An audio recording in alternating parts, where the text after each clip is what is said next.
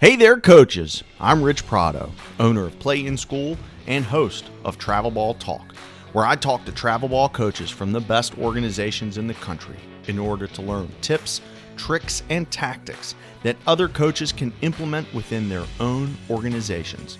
Additionally, we'll discuss the current and future state of travel baseball. Today's guest is Richie Palmer, owner and founder of Elite Squad, based out of Miami, Florida. This is a must-listen for anyone that aspires to make baseball their full-time job. We discuss no less than 4 different pieces of the pie that allow Richie the opportunity to do just that. We talk at length about the importance of mentors in Richie's life. And we also discuss the impact his brother has had on Elite Squad. Many of you likely know him from his days playing at the U, even if you didn't realize they were brothers. In addition to sharing a first name, Richie and I share a similar background, which we talk about on air. This was my first official conversation for the podcast, so I want to thank Richie for that, and I want to just warn you or ask you to forgive my jitters and also forgive me for the slight clicking noise that you may hear. Now, the value that Richie brings to the table heavily outweighs the clicking, so please accept my apologies. And without any further ado, I hope you enjoy this episode of Travel Ball Talk. Okay, I've got Richie Palmer on the line from Elite Squad down in South Florida. I have to admit, Richie, you probably don't know this, but you and your name and you're kind of my litmus test when I'm talking to coaches. If they don't know who Richie Palmer is, I don't necessarily hold it against them.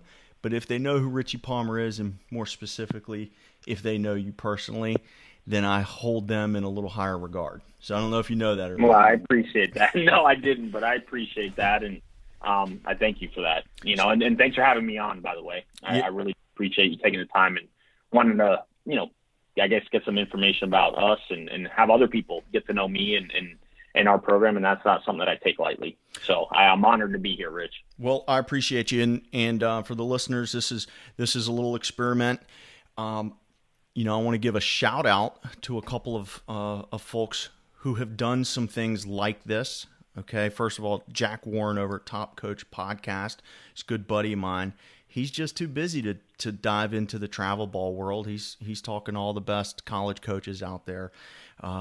Jeremy Sheetinger over at the ABCA, he has touched into the travel ball world a little bit.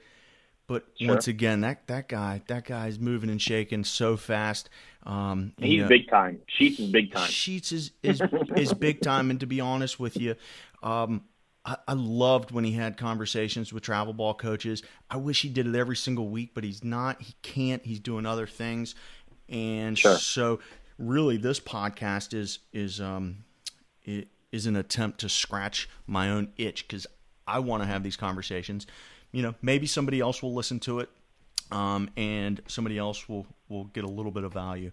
But Richie, the first thing I want to do is, for those people that don't know you yet, I want to touch on a little bit of your background, a little bit about Sure. the foundation of Elite Squad. And first thing, can you let everybody know where you're sitting right now? I'm in the office of our facility that we opened. December will make it a year. So we opened a facility here in South Florida to train our players and for us to really build that connection with them. Something that I was missing because, when you're a travel ball coach, at least at this level, the reality is that you have these players for just a couple months at a time, right? A 2-month summer, a 10-week summer, and then 3 tournaments in the fall. So I always had that void from the development side, because I started off as a high school coach. So I always had that void of, not really developing. And anybody who tells you, and I'm the first person to say it, like at Elite Squad in the summer, in terms of development, it's we don't do a whole lot of it, not because we don't want to. It's just the schedule, and really what you're there for is to get your players to the next level, whether it be college or professional. So I'd say more development goes on the mental side over the summer in teaching and having these kids understand what they're doing and why they're doing it. But I did want to get back into the instruction side. So, we opened up our facility last December, and I'm sitting here in the office now waiting for the guys to come in and talking to you. So I'm just looking out the window, having a good conversation with you. So that there's a dichotomy between the exposure side of travel baseball and the development side of travel baseball, and obviously you're proving that it doesn't have to be one or the other, but the facility has really been the thing that has opened up your opportunity to tinker with the guys way more. Let's go back a little bit. When did you start Elite Squad? So the story of Elite Squad kind of goes like this. In 2006, I'm dating myself, but I was right around 23, 24 years old. And I actually got a head coaching job at a local high school at 23, 25. I was just done playing myself, and I got a head coaching job. I had a brother who was a freshman at the time. And selfishly, I said, hey, I'm going to do a summer team because I want to be a better coach. I want to learn more. I had maybe a year and a half of coaching experience before I got the head job at a local high school. So I said, selfishly, I'm going to coach a team in the summer because I want to, I just want to be a better coach and go into that job prepared. And I had been helping out. Don't get me wrong. I had been helping out for the past year and a half with, younger travel teams and assistant coach at another high school. So I was learning the coaching side of things.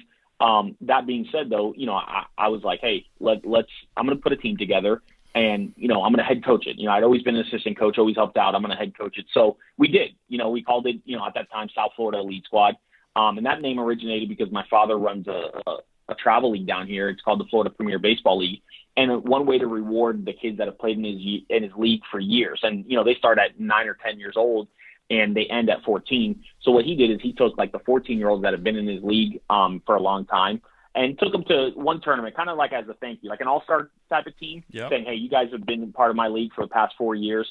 I'm going to go ahead and we're going to put together the FPBL Elite Squad, right, the Florida Premier Baseball Elite Squad, and just take you guys to a tournament and just to say thank you for playing in my league. So he actually asked me to coach that team, and I loved it. I loved the experience. I loved everything about it. And I said, you know what? This was such a great experience. I'm going to keep that name. We'll just change it to South Florida because we have no affiliation with the league, and go from there. So we were 15 years old. They were all freshmen. We played up, and, we had a really good summer. Now, we didn't do any of the big tournaments. I didn't know about it. I was so wet behind the ears. We played local teams. We played in 1 or 2 tournaments, and we did really well playing up. So then, you fast forward. I did that for about 2 years, and I met a guy by the name of Sergio Ambrose through his son. I recruited his son to come catch for me. I said, hey, look, you're a coach at a local high school. I can always use good coaches. Would you like to coach with me in the summer? And again, this is something that, look, I'd be lying to you if I told you I had this grand vision for Elite Squad. Mm-hmm. I didn't. I just wanted to coach baseball. That's all I wanted to do. Right? I thought I was going to be a PE teacher and coach high school ball for 30 years and then retire, and that was it. That was my life. But Sergio Ambrose saw me and believed in me, and he was much older than me. We became really close, and he saw what I did for his son. And not me. I mean, Troy was a great ball player himself. He got himself a scholarship, but he saw how much work that went behind it, and he was the one who had this vision. He said, Richie, you're doing so much for the kids that you have on your team. There's so many good players in South Florida that don't have somebody like yourself that can go out there and not only promote your players, but work for them. And there were other travel teams at the time. He just didn't really believe in their model or whatever. So he says, why don't we expand? That was in this. So I started in 2006, and 2009 was the first year that we expanded. And it was really his vision. He said, there's so many kids that we could help. You need to do this. And little fact, and we'll get into the business side of it, but, people think that, okay, well, I'm going to get in travel ball. There's a lot of money between the tournament costs and all that stuff. You can make good money, right? Yep. And I'm the first person to say it. I'm very lucky that I've been able to do this as a living, do something that I found that I have a passion for and turn it into a livelihood. That being said, I did Elite Squad for 4 years in the red. It costs us a lot of money to do this because, and that's the advice that I'd give anybody. If you want to get into baseball, don't do it initially for the money. I think in any business you can kind of say the same thing. But my mom had always, growing up, had always told me, she's like, find something that you're passionate about and do it. Go chase your dreams. So, with this, Sergio, and the reason why I say this is because Sergio's like, look, man, like you're getting married next year. You're going to have a family at some point. Like you need to, make a little bit of money. So in 2009, we did a trial, and that wasn't his goal, but he knew, he was older than I was. I told him, I said, Serge, if you want to expand, that's fine, but I can only do it with you because I'm 25 years old now. I don't know how to do spreadsheets. I don't know how, I don't know how to do a budget. I need help. And he's like, I got you. Like I will do and show you, not do everything for you, but I'll show you everything that you'll need to know. And I was like, all right, from a business aspect. So I just followed his lead, to be honest with you. And he kind of showed me the ropes and how to budget, how to do this. He had been doing it for years with his youth travel teams and, his high school. He was in charge of like doing all the budgets and spring break tournaments and stuff. So he really guided me. And sure enough, man, like 2009, we do an open tryout. Now back then, social media wasn't what it is. We had a website, I think it was an E-Teams website in 2009. And I just posted like in big font, Arial font, and just said, hey, open tryouts at Nova Southeastern on Sunday. I expected probably about 25 kids because remember, we only had one team. We ended up having 90 kids show up. Now imagine this, 90 kids, no registration, because hell, I can do a 25 kid tryout with no paperwork. I know each kid. I'm good at remembering names and faces. But we had 90 kids show up, and I'll admit that was an interesting day for all of us and a learning experience. No registration, no anything. So we were kind of like, wow, like that's the first time where I knew maybe we're doing something right. Like we had an open tryout and just 90 kids showed up to play with us. So that year, we ended up doing, we incorporated the team. A good friend of the family, my dad, and played in my dad's league for years. They were really good. They came on to be our 15U team because we didn't have enough players to have a 15U team, a good one at least. So we did two 16U teams that year. We did a 17U team and one 15U team, and our 17U and our 15U ended up getting ranked in the national top 5 for the first time that we actually had multiple teams, and we were like, man, we're onto something. So it's kind of steamrolled from there and expanded. Up and running within a couple years and nationally ranked. Now, the first year that we actually became an organization, we had 2 teams ranked, which was crazy. We never thought that would happen. All right, you mentioned basically 4 different people. I don't want to skip over these people. Sure. Your mom and dad, your brother, okay, and then Sergio. Yeah. Okay, Coach Ambrose. Yeah. Tell me a little bit about your mom and dad. I think I know a little bit, okay, but I want to get it on the record here. Sure. All right. They come from Cuban descent. You and I have talked about this a little bit. Yep. I know obviously you do too. You come from Cuban descent. Even though my last name is Palmer, both of my parents were born in Cuba. The story goes, my father's great-grandparents were from England. They moved to Cuba for different opportunities, business opportunities, whatever it was back then. So they moved to Cuba. Obviously, my grandparents, my father was born in Cuba. My mom was born in Cuba as well. They came over to the United States when they were both teenagers. My dad actually had to go to Mexico for 2 years, lived in Mexico until the paperwork and documents were cleared here. So he spent a little bit of time in Mexico, and then came over here. They moved to Miami when they were both, in their teenage years. And then actually I was born in Houston, Texas. No kidding. And lived there for 3 years, my first 3 years of my life. And then we moved down here. My father went over there to start a trucking company with his father. So he was driving trucks, when I was born. And then my mom just wanted to raise me around her family and other family members. And she, she missed home, basically. So we moved back here when I was 5. I lived in Pembroke Pines. Well, now I live in a different city, but it's literally across the street from Pembroke Pines. I've lived here basically since I was 5 years old. I'm 35 now. So about 30 years I've lived in kind of the same general area. And, it's great to raise a family, and it's a baseball hotbed, which I'm lucky, that I live in that area. A lot of good players come from this area. Yeah, so no doubt. It's been pretty cool. I'll tell you, it's maybe worth noting. This is one of the first conversations that we're putting on record. For those who don't know, my parents are also from Cuba, despite the fact that I blue-eyed and my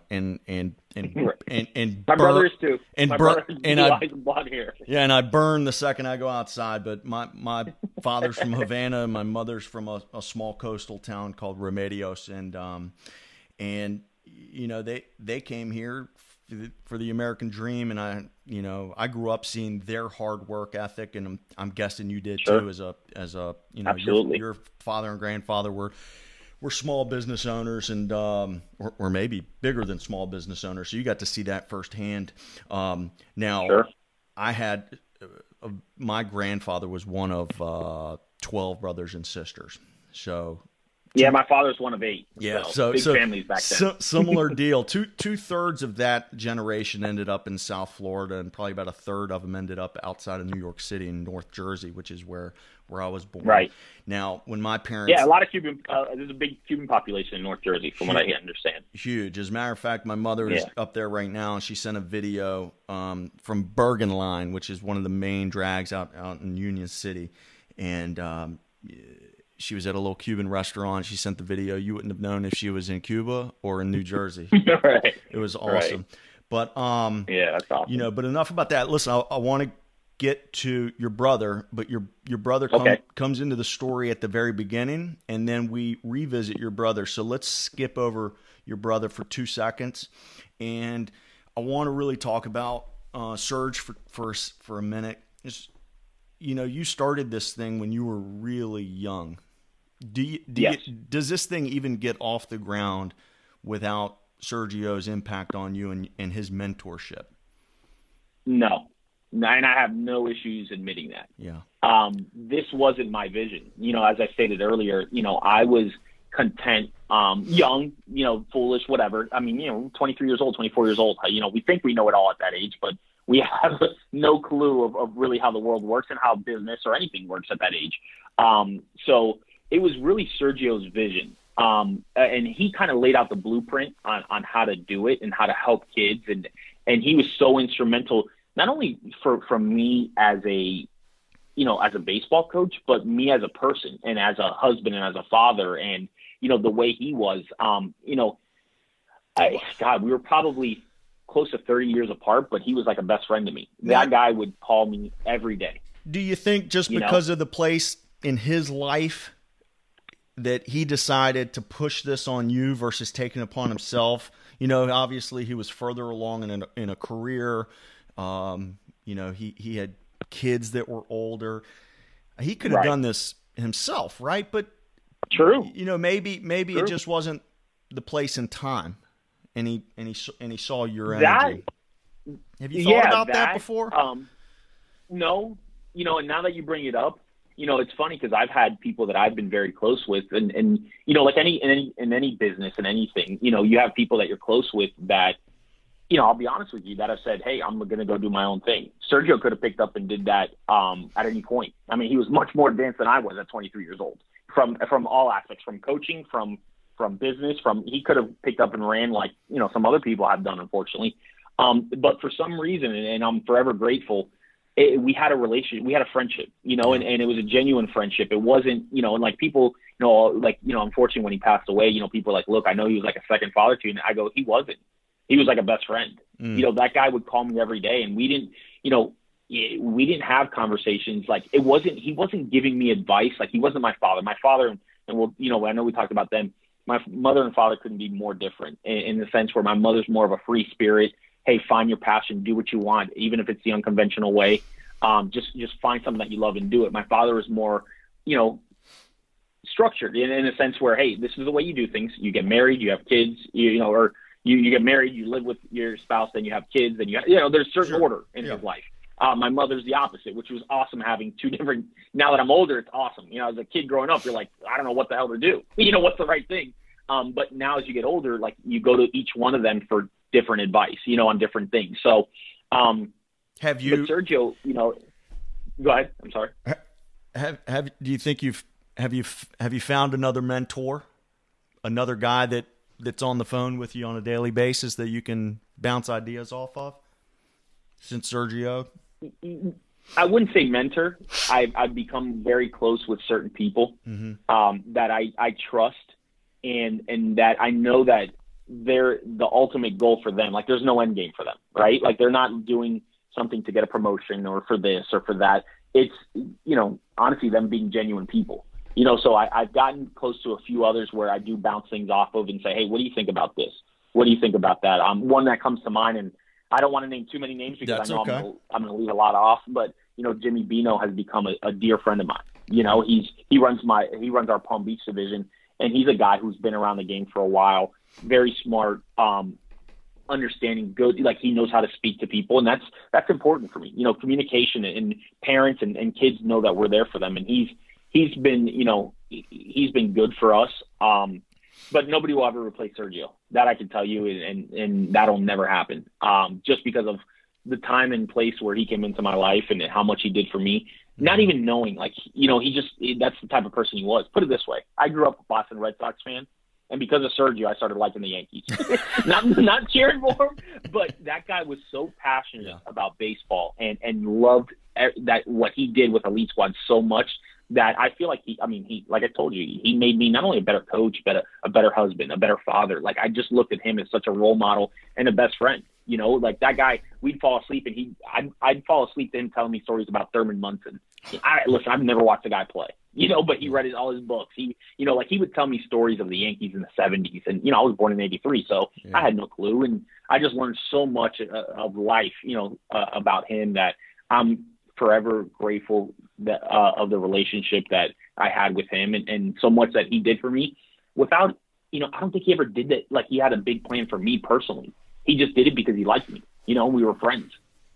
It was pretty genuine. Yeah. I'll tell you, I did get to meet him one time when I was down there with you guys several years ago, and he was holding court, man. He was running the show, and he was the guy on the on the tractor, and you could tell he was the king. Good dude. All right, last name I want to talk about. We can kind of talk about how this thing has come full circle, and then that'll be a perfect transition to the next thing I want to talk about. Is your brother Tyler was, as you've noted, basically the reason you started this thing off. Okay, sure. Fast forward, what's Tyler doing now, and talk about your relationship with him. Okay, well, right now he is, fortunately, and I'm very proud and lucky to say that he's working with me every day at the facility. He played at the University of Miami, and after he got drafted by the Angels, played a few years of pro ball. I think he had some injuries, got burnt out. Just it wasn't for him. The fit in the organization at the time, and just the way things were going, he just had enough. And and when he called me and told me, hey, I think I'm going to hang him up, I supported him, man. I was able to live out my dream through him. Unfortunately, or fortunately, he was better than I was. And, my dream was to, when I was a kid, hey, go play at the University of Miami and see where it goes. And I wasn't as focused as he was. I joke with him all the time. I tell him I was the one with more talent. You just had me as a coach, so I directed you the right way and I taught you the right things. I joke with him all the time. But no, he was a good ball player, hard worker, and really worked his way into not only playing at the University of Miami, but also getting drafted and playing pro ball. So, and that was through, a great work ethic instilled from my parents, on both of us. And we saw it, whether they told us what to do or not, we just saw them start their business from out of our garage. Mm-hmm. We saw the sacrifices that they made.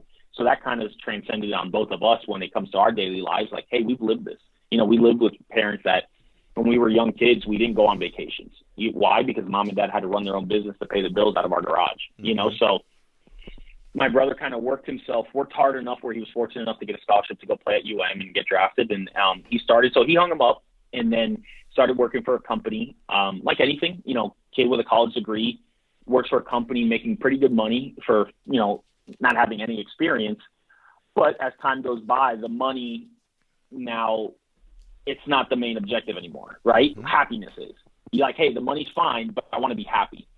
So I had opened up my facility, and I really needed a hitting guy. The guys that I had here were good, but they all had commitments because we were so new. Like one was still coaching in college, one was still coaching in high school. So when a kid wants to come and hit at 5, 6 o'clock, they can't hit because I don't have any instructors here. So I talked to my brother and I told him my vision for the facility. And I said, hey, man, like I would love for you to start working with the kids. Well, it kind of snowballs where he's doing it part-time, and now he's our lead hitting guy in our facility, and he's he's doing amazing, with our kids. And as far as my relationship goes, with him, he's my favorite person in the world. Mm-hmm. So I mentioned Jimmy Dino, somebody that I look to now. He's younger than me, but I look to him for advice on things because he does have the experience of playing at a high level, but also, he's got the work ethic. He's got the drive. He's so motivated to make players better. He's constantly researching. He's investing his own money into, the hitting technology that we're putting in. So to see that energy, coming from him and something that, listen, one of the proudest things in my life is for me to be able to, not only did I get to watch him and live out my dream through him, when he was playing at and they had some magical years. His senior year was magical from a team aspect. From him, he was voted team captain, MVP of the team from a personal level, but also for me to turn around and now provide my brother a livelihood where, forget about the money, he's happy and he's passionate about something, so I feel great that I've been a vehicle for him to do it. I haven't done it for him, but I've kind of been somebody hey, I opened a facility. I got you in here. You left your full-time job to do this full-time, and now you're happier than ever, so it's awesome, man. And I go to him, believe it or not, I go to him a lot for advice, even though he's younger than me. He's a smart kid, a hard worker. And like I said, he's one of my favorite people in the world. And it's been pretty cool because most people don't know we're 8 years apart. Mm-hmm. My mother had a miscarriage in between. So I kind of remember my parents started a company out of the garage. So we didn't go on vacations, and guess who was raising him all summer long when he was a kid? Me. Yeah. So we have it's a different relationship than I think most siblings have, where you could actually say, yeah, I've kind of been like a father figure to him.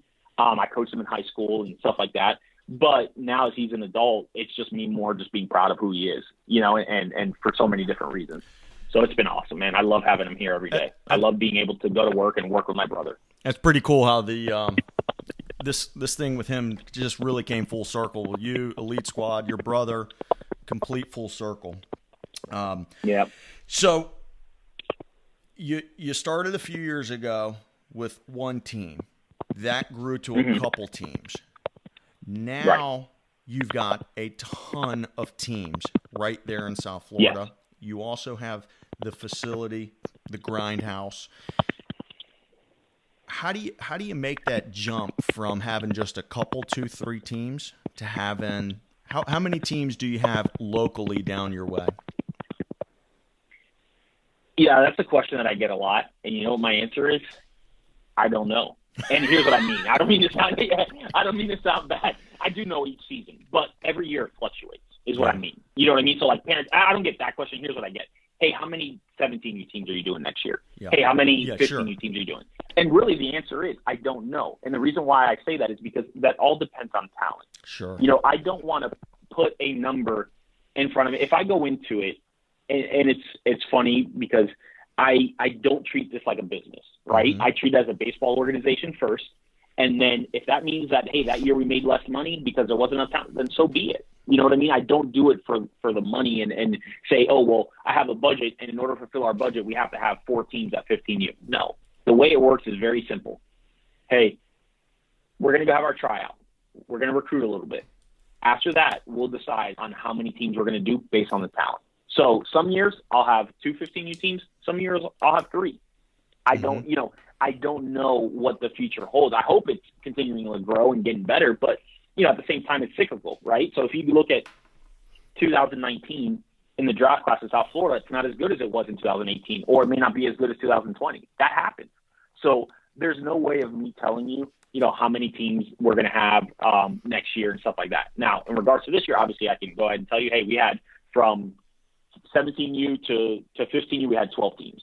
I can tell you that stuff, but I get that question all the time, especially right around trial time, right? Mm-hmm. So everybody's like, hey, because they want to figure out where their son's going to land. It's like, hey, how many 17 teams are you going to do? And until tryouts are over, I can't tell you because I will never do a team just to fulfill a budget because I think that's wrong. Just my opinion. I'm not telling anybody that does it. If they do it for that reason, so what? Yeah, that's them. But me personally, I can't, I've never started this organization. I never did this organization because I looked at it as a business. So I will always do the right thing when it comes to baseball and our organization before the money. So that means that we lose out. So what? This is a good spot to for those of you who don't know Elite Squad or familiar with Elite Squad and you don't know Richie Palmer. We could sit here and brag on all his guys. we could brag on all the guys he's had drafted in the first round, all the guys he's sent to the ACC and SEC, et cetera, et cetera. But honestly, if you're tuning into this, you probably know most of that. If you don't know, you can head over to his website. I'll link it in the show notes or wherever you do that stuff. One thing I will tell you is I don't think there's a travel team in the country that places more guys at University of Miami than Elite Squad. Obviously, they're right there in your backyard, but my gosh, Correct. It's talk about a funnel heading straight over there to Coral Gables. It's incredible. You guys must have a pretty good relationship with those guys. We do, yeah, we do, and you know, it obviously, you know, my brother playing there, it just became closer, right? We became closer with them as a family, and really when you go down there.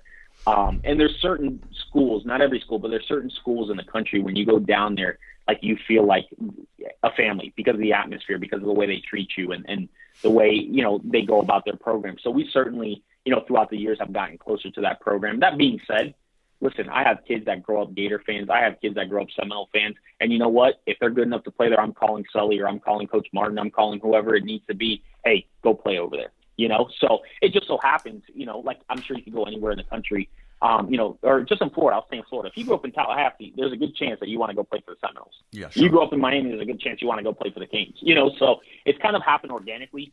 I'm very much about the players and where and helping them find their dream school. You know, if they don't, obviously kids grow up, you know, wanting to go to a dream school. If they're good enough to go there, whatever the school may be, you know, it might be in your area in Virginia. You know, hey, I'm picking up the phone and I'm calling Coach Mack and saying, hey, I got a guy for you. You know, as a matter of fact, we have our catcher that's going up to UVA next year. So, you know, it's one of those things where, yes, 100%, you know, we're close to that program through relationships, through off the field stuff, just because through my brother, I guess, and the way that they treated him. But at the same time, you know, like I said, it's been pretty cool to see my players locally. I have the advantage because guess what? I can drive 30 minutes south and go watch the players that have played with me the last 4 years. You know, that being said, I don't push. You know, I know that there might be some people that push guys certain ways because of this reason or that reason. But with us, it's just kind of happened organically that so many kids grow up down here and want to go play for the Kings. And it works. Well, obviously, if you look at their roster, it's the 305 area code. Why? I mean, they have no need to travel more than about an hour and a half to find a good player. Sure. That just makes sense. When I see a random commitment from 1,000 miles away to Miami, I know one of two things: either that kid is the real deal, or he's not going to make it there, because Coral Gables is it's its own thing, man. It's its own thing. Oh yeah. You know, it's not like everywhere else in the world. It's a very unique. It's a very unique situation down there. I want to take a short break from this conversation. For those of you who aren't familiar with Play in School, our main goal is to offer products and services that create value for travel ball organizations, their players, and their families. One way I've been able to do this is through the Prospect Planner. It's the only productivity planner designed specifically for student athletes. I know it works, and I know the impact it has is unbelievably positive. I know these things because I actually began implementing the same exact system for goal setting back in April. And it's been one of the best years I've ever had, both professionally and personally. Let's put it this way. My business is up and my weight is down. Isn't that what everybody wants? The planner will help your players identify, track, and accomplish their goals. I cannot stress how disproportionate the added value that you'll provide your players will be compared to the price of the planner. Full details of the planner can be found at playinschool.com/planner. But contact me directly to inquire about team pricing. You bring up recruiting, you bring up relationships, so let's talk about that a little bit. I'm kind of curious. Sure. In 2018, moving to 2019, how do you find yourself communicating most with college coaches? Are you picking up the phone? Are you DMing on Twitter, Facebook, Instagram? Are you text messaging? Are you using one of the many recruiting apps? How do you find yourself doing that? Honestly, with me, it's through text. Yeah. That's been the most common. Like, I'll get texts from schools like, hey, we're looking for, 2019 arm, or hey, we're looking through there. And so I'm still using the phone. However, I'm open to anything. I do get more DMs over Twitter and Instagram than ever before. That being said, I still think texting and the phone is still probably most prevalent with us. But emails, certainly, I mean, we use it all, and I'm not opposed to using anything. Whatever is going to help our players, I'm going to do. Yep. That's bottom line. So if a coach wants me to send him a video via Twitter, I'll send it to him. Share him a link. Hey, can you save that tweet and send it to this guy? My head coach, whatever. Tag him. Yeah, I don't care. I absolutely. That being said, like I said, I think still for us in this day and age, it's still through phone communication and mostly through text. If they gotta dig in a little bit deeper, they'll give me a call and they'll say, hey, all right, so talk to me about this kid. Give me the ins and outs. So, but yeah, texting is still king, I think. Well, everybody's so busy. That was exactly what I figured you'd say. All right, so let's go one step farther, not on the communication standpoint, but just in the technology standpoint. I've seen over at the facility you're implementing some tech. What are some of the things you're playing with today, or some things maybe you've used in the past that you liked? Right. And that's for instructional or for communication. Yeah. Well, and here's the thing. I think it can be used for both, right? So major league teams, as we've seen in baseball, who they're hiring and the way they're moving, they're very much moving into the analytical part of the game. And as an owner, as a business owner, right, like every player is an investment. So if you want to make a move, whether it's stocks, whether it's, whatever, you want track record, right? Sure. Game Changer only tells you so much. Mm-hmm. Like, the Game Changer is not going to, this kid went 3 for 3, but he's not going to tell you that the pitch that he was facing was 78 miles an hour. Yes. Right? Yeah. So when you have data, all it does is back up, for me, it backs up what we're telling these schools, what we're telling these professional teams. Hey, listen, I got a kid who I think is a draftable kid, or I got a kid who I think is a good fit for you. Mm-hmm. Check him out. Here are the metrics that we have on him, along with video, along with this, along with that. So when you start putting all this tracking together, it starts to make your investment a little bit more safer, right? Like, sure. Not only do you have me, who I hope, some of these schools I'm credible and they know that I'd never lie to them, but you also have hard, numbers that are telling you what his exit velo is. You're comparing that to a swing that you're like, hey, that works. Here's his exit velo. Here's his bat speed. This is just, it's so beneficial to these kids that, I don't see a bad thing with it. Now, where it comes with the instruction side, what you have to be careful with is, don't get obsessed with the numbers, but you have to find a coach, and this is something that me and my brother talk about pretty often.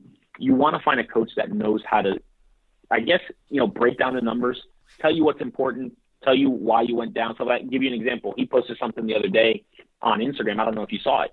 When we front tossed to a kid, his bat speed was great. The minute he faced an equivalation to 90 miles an hour, his bat speed dropped. Why is that? Internal pressure, right? So you have all these things that for instruction purposes, but even then, even though his bat speed dropped, in my opinion, that's a great teaching moment. Yeah, sure. So you're in the cage, you're having all the success because everybody loves to work on front toss and tee work, right? Everybody looks great. But Johnny goes to the games and he punches out and he rolls over on pitches, and parents are going back to the instructor like, hey, man, what you're doing is not working. Well, look, here's a proof. This is, and we're just doing this in a cage, but all of a sudden you add velo to it, his numbers drop. So something's going on internally, whether it's internal pressure, mindset, approach, whatever it is that's affecting it, his performance. So now we're getting into the whole mental side of things. And so we're doing a lot here in terms of instruction, but in terms of recruiting, I think the numbers just honestly solidify what we as coaches tell these coaches. You know what I mean? Like when it comes to recruiting. I'll tell you, it's funny. You look on Twitter and so many people seem to be either or, and I keep going. Why can't it be both? Sure. Why does it have to be one thing or the other thing? Agree. It's not instead of, but in addition to. right? If that makes sense. Right. I mean, but look at the climate that we're living in, Rich. Look at it politically. Well, very few people are in the middle. It's everybody. one or the other. Yeah, everybody wants to. There's an outrage, I guess, and people want to be right. Everybody wants to be right. So what are those tools that you guys are currently using in there to capture all this data? So we have Flight Scope. Okay. That's currently in our facility. We use Blast Motion a lot. My brother just purchased 4D Motion, which really gets into the biomechanics of everything. Like, that's going to tell you, forget about just exit view. That's going to tell you how your body's moving. If you're moving efficiently in your swing, if you're not. We've looked into, from the pitching aspect, which Flight Scope does both pitching and hitting. We've also looked into Rapsoda. We haven't gotten it yet, but we're leaning towards it. The more information, the more tools we can use to better our players, we're going to do it, and we're going to figure out a way to, maybe one machine picks up something that, doesn't display on the other one. I mean, we're kind of, I've always been kind of a techie nerd, so I'm into all that stuff. Whatever is going to give our players an advantage, I'm going to go for.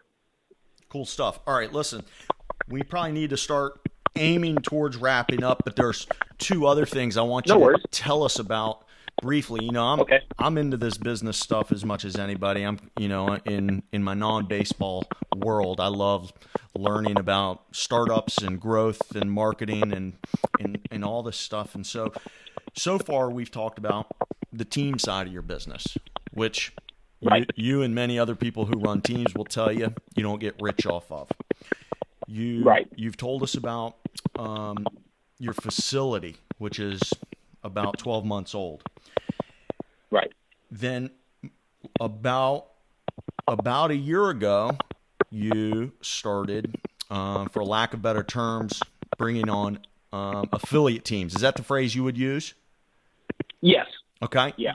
And then most recently, you have started an academy.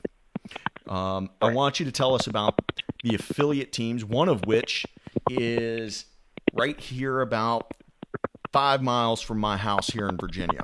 But start by telling us about the affiliate teams, why you did it, how you're doing it, and maybe where some of those are. And listen, if you're looking for more people or more areas, feel free to mention that as well. Sure. So the affiliate teams is something that I actually sat on and didn't make a move for a couple years. So last year was our first year. 2018 was our first year. I probably had people reaching out to us since 2015 about doing affiliate teams, right? It was kind of the trend, and I sat on it because two things. One, I want to make sure we have the right people. That's most important. Make sure you have the right people that are running those things because, it's something, it's a name. It's something that I've worked really hard to establish. It didn't happen overnight. As I told you, it's years and years of doing it before people nationally recognize who we are. So I sat on it and I just, I turned down some offers and I didn't want to do it, with one person. Now, they're bad people. They just didn't have their vision didn't align with mine. My vision for it. And this is the God's honest truth. Nowadays in travel base, when I first started this, everybody just basically your travel team was compiled of kids that were just from your area. Sure. Right? You go look at the national powerhouses, okay? A lot of them, and I'm not going to mention names, but and I respect each one of them. A lot of these national powerhouses are recruiting kids from basically all over, okay? And I'm not saying there's anything right or wrong with that.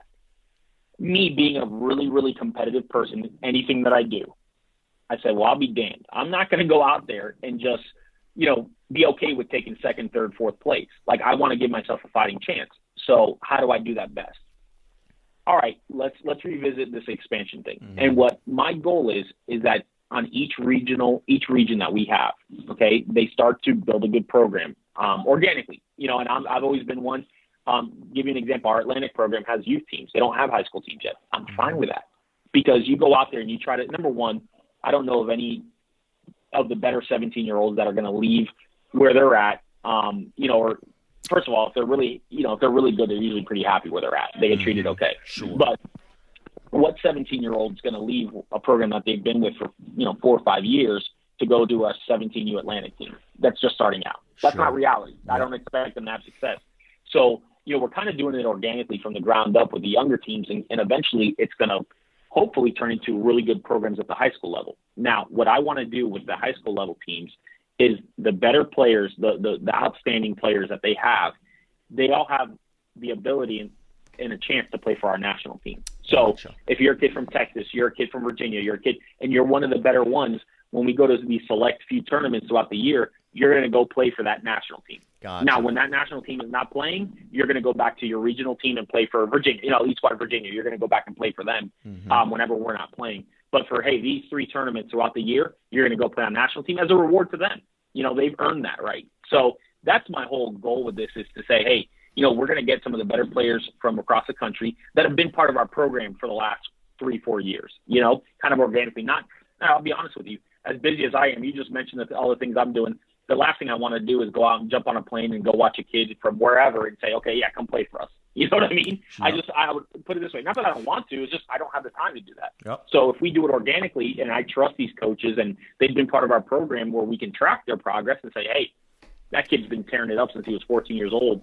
Now at 16 or 17, we're going to take him to the World Series, or we're going to take him to this tournament. He's earned that right. So I tell you what, that's kind of been my vision with the expansion. I found myself nodding along while you were explaining that, because nobody had really explained it in those terms before, and it makes really good sense that your first year up here in Virginia, it's not necessarily about that oldest age group. It's about growing from a younger age group and having a great product, which will help you retain that player. Correct. 2 years from now, 3 years from now, 4 years from now. Makes perfect sense to me. Now, we have teams that don't even we have teams that are part of our, regional group that don't even have high school teams yet. And I'm not pushing them. And they'll tell you, I've never told them, hey guys, you have to have a certain amount of teams. No, I don't care if you start with one team. Just make sure it's the best team that you can put on the field possible, and you're representing us the right way, and everything else will fall into place. Right now, kind of the way we did it. Where do you have Elite Squad affiliate teams? Which states or regions do you have teams at? Right now, we have it in the Atlantic, so the New York, New Jersey area. We have Virginia, we have Texas, and we have the Midwest, which is the Kentucky area, Kentucky, Indiana area. Yep, cool.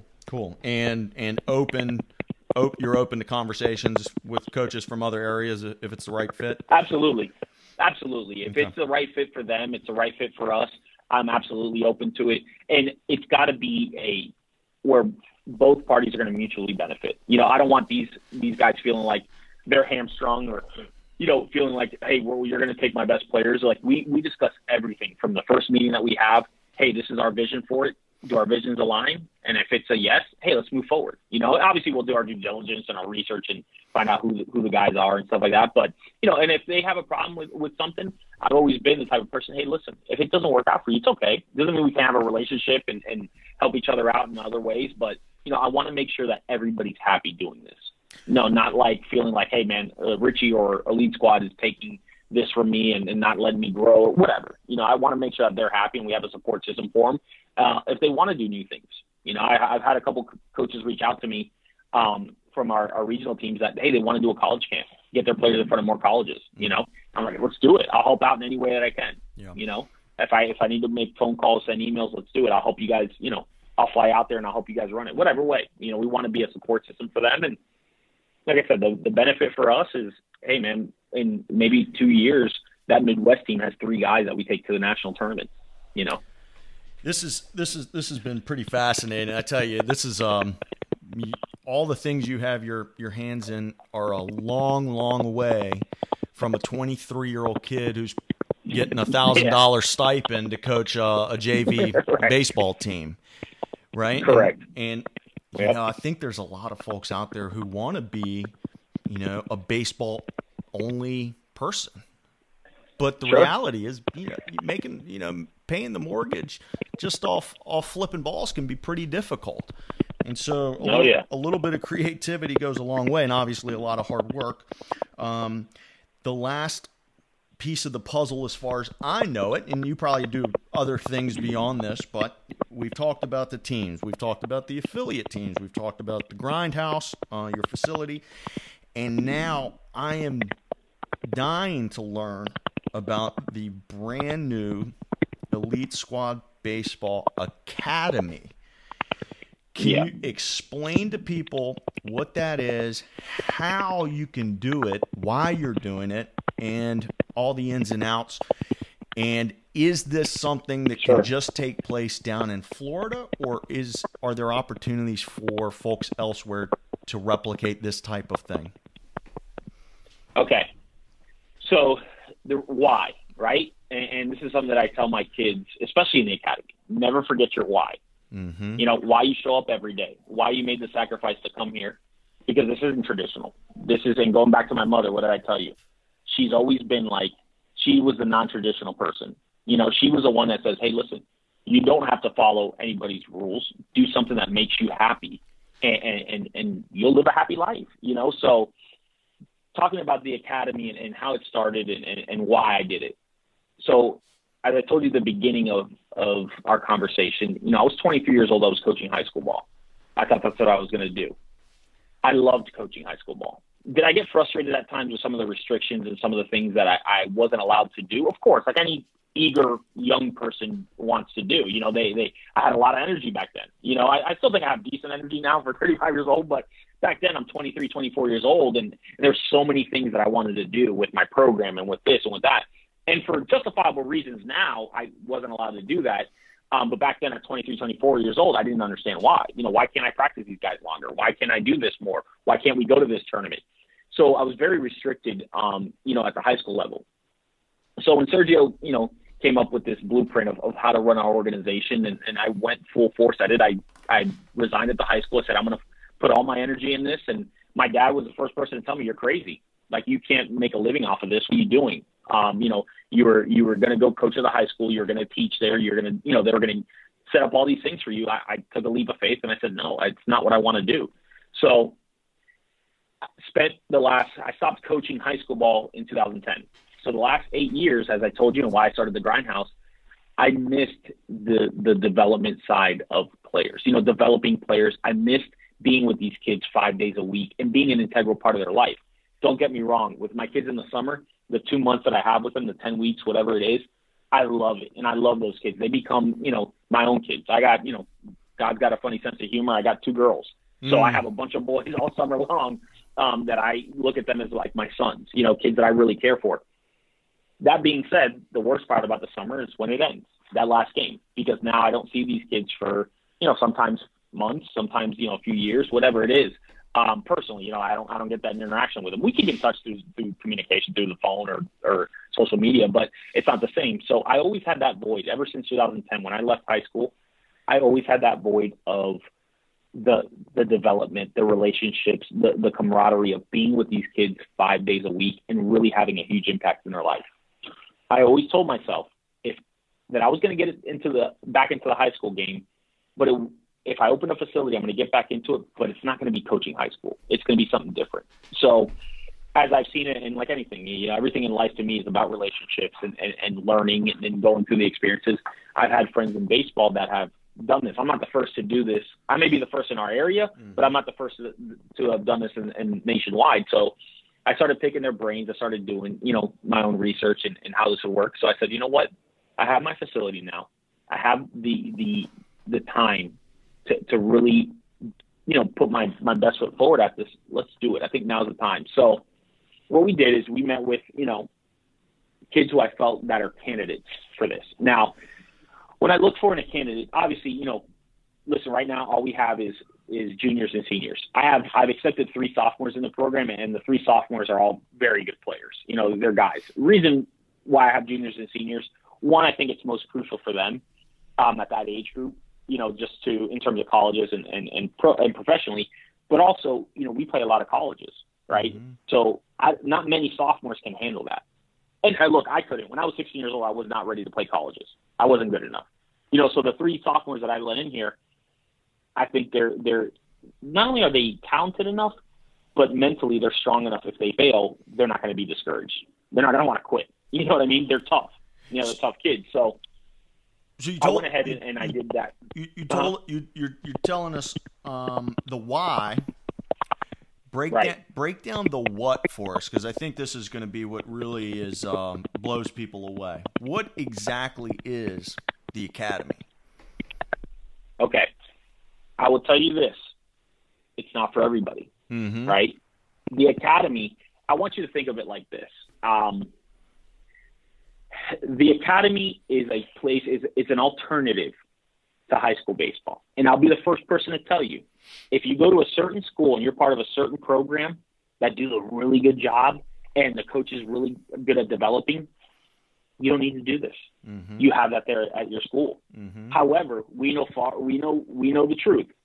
Those coaches and those programs are far and few between, especially in a populated area like South Florida. The reality is that, and this is, I guess you can apply it to anything, but the budget, and I don't know if many people know this depending on where they're listening from, because I know every state's different, but the reality is that a high school coach for coaching baseball makes max $3,500 a year. So they coach from August to June for $3,500. Jobs, in terms of teaching jobs in South Florida, there aren't that many positions open. Okay?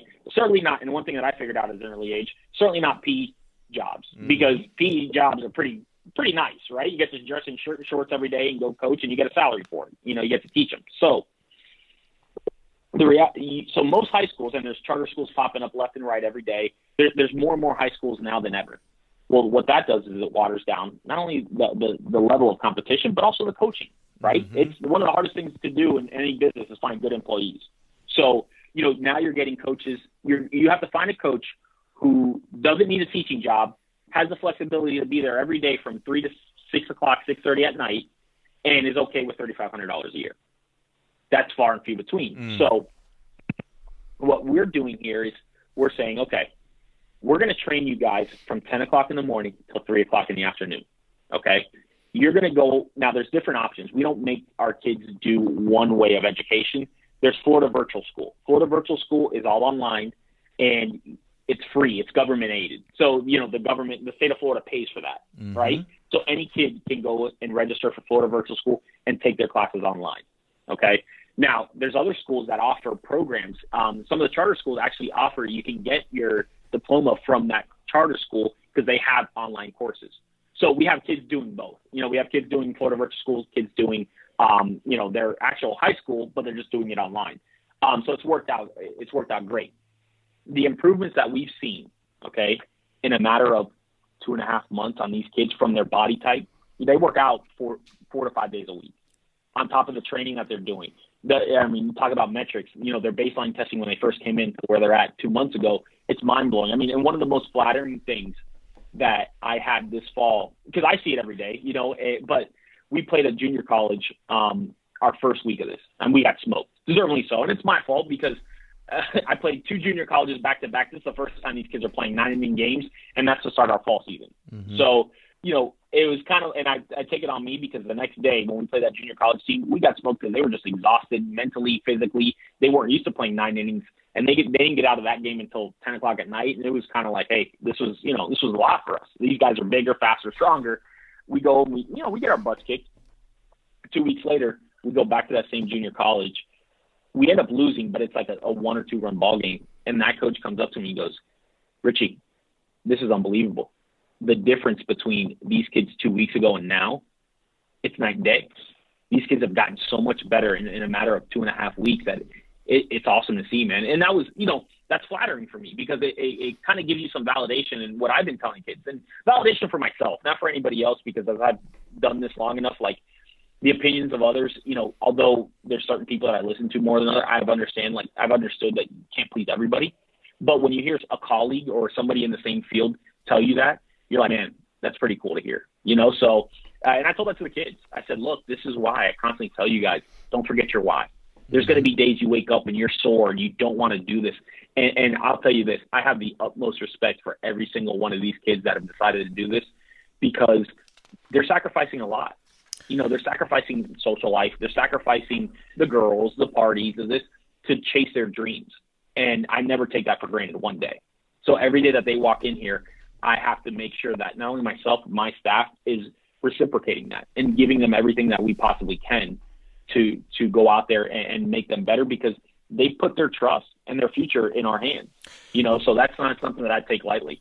All right. So if I'm hearing this correctly, these are kids that have left their Maine high school.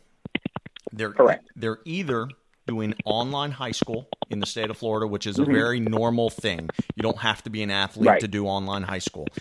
Or Correct. Or they've left their main public school and they're going to a charter school, but instead of playing baseball for the charter school, they're playing baseball for Elite Squad Baseball Academy. Did I No.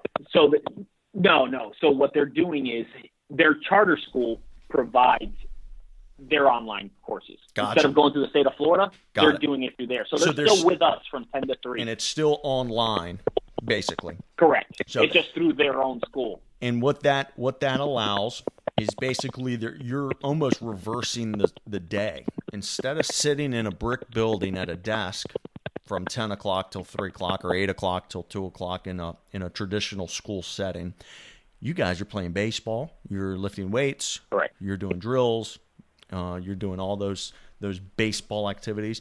And then they're handling their schoolwork in those other hours before they come in to see you and after they come in to see you. And I tell you, this is and even in between, because we have built-in study halls. Gotcha. So, gotcha. We have built-in study halls where we make sure, and we do, every week we do progress reports, we do grade checks, so we're on top of it, because at the end of the day, the only way that this has success, Rich, is by us putting people in college or professional level. Sure. If we're not staying on top of academics, I think we're failing these kids. Because if they don't get drafted where they want to get drafted, they got to go to college. And if we're not making sure that they're meeting all the requirements, we're failing them. Well, the academy implodes in about 2 years if these kids are all non-qualifiers. So correct. They have to be academically eligible. They have to be getting the grades. They have to be bringing back the SATs. This isn't I don't need to go down a rabbit hole on education, but I do have a 3-year-old, or he'll be 3 in a couple weeks from when we're recording this, and the traditional education environment of 2018, I believe, is ready for a huge disruption in the types of things that you're doing. Doing the online with the training and basically reversing the day. It's just one example, and I told a kid yesterday. Well, think about this. And not to cut you off, Rich, but you mentioned your 3-year-old, and this is the conversation I had with my wife, right? And I've told this to parents that were thinking about it. Layla is my 6-year-old.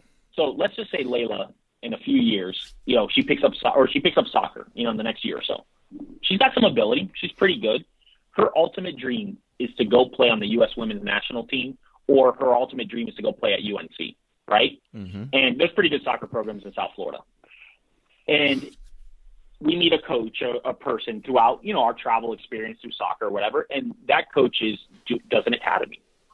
And if Layla tells me that that's her dream and that's her passion, what are you going to do as a parent? Yeah. You're going to, at least me, if she shows me that what her words match her actions, meaning she works extremely hard at soccer, this is really her goal in life, it's what she wants to do, and this will give her the best opportunity of achieving those goals, I'll do whatever it is for my daughter. Yeah. Now, we as parents have to be involved and make sure she's doing her academics. But if that means that I got to pull Layla out of a traditional high school to go and achieve her dreams, and this gives her the best shot, I'm going to do it. And my wife's like, you know what? Because my wife was not opposed to it. She was just interrogating me like, okay, well, what about this? What about that? Like any wife would do when you're taking on a new venture.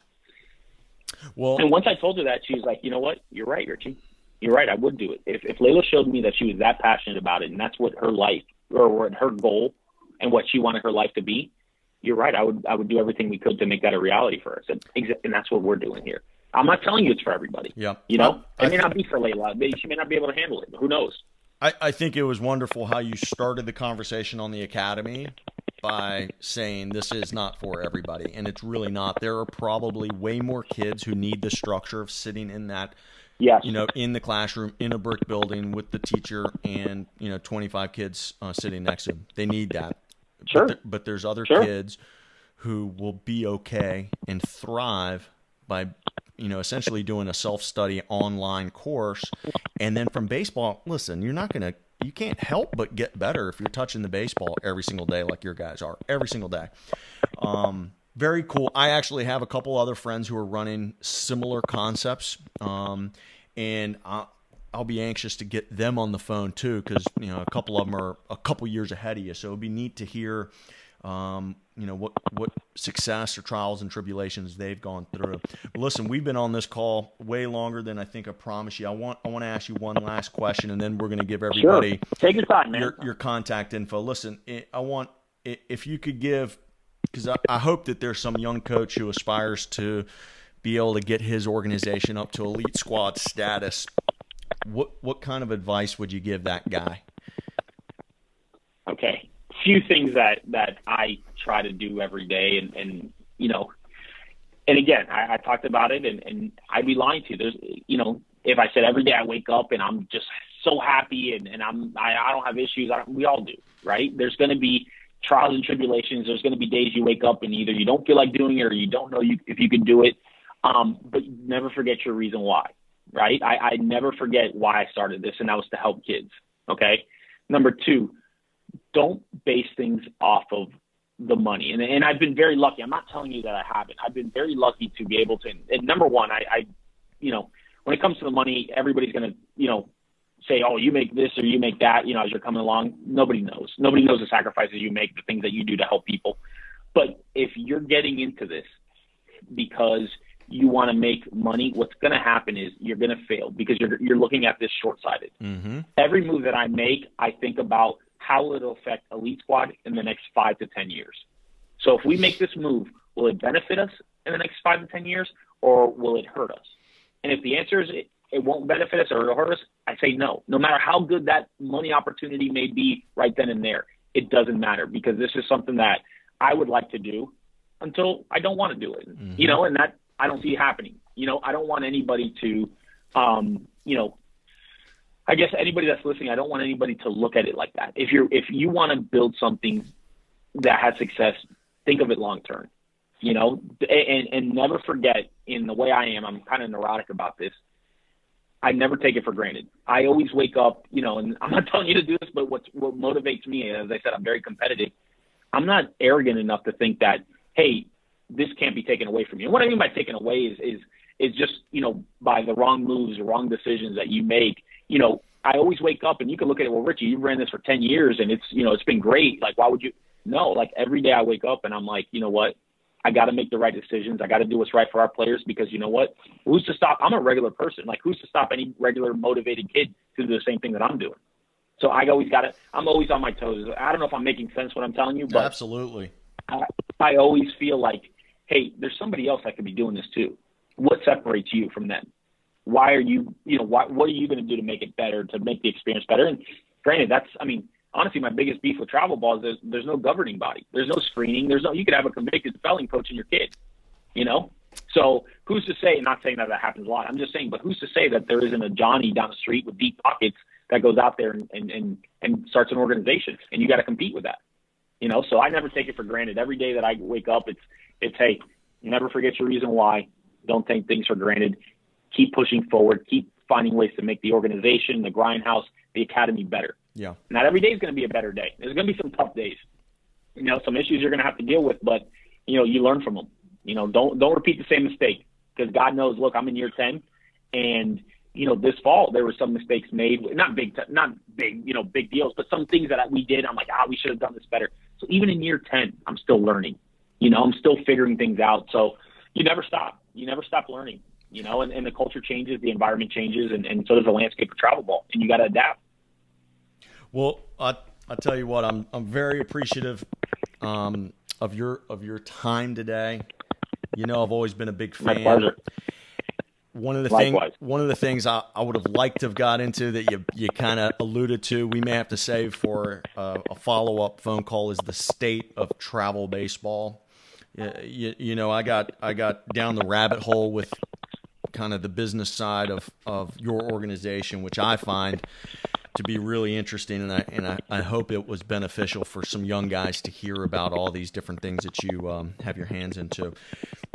Let's I tell you what, if you're interested, tell us the best way to get in touch with you. Maybe give us your website and your Sure. Your Twitter. I think baseball people are Twitter folks.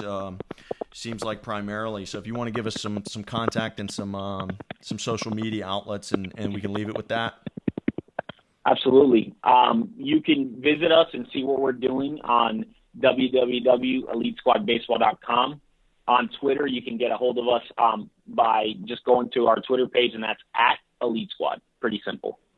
So that's the best way. I mean, if it's not myself, one of our staff members is always on it, checking it. So the best way to get a hold of us is through there. I mean, on Instagram or Elite Squad Baseball.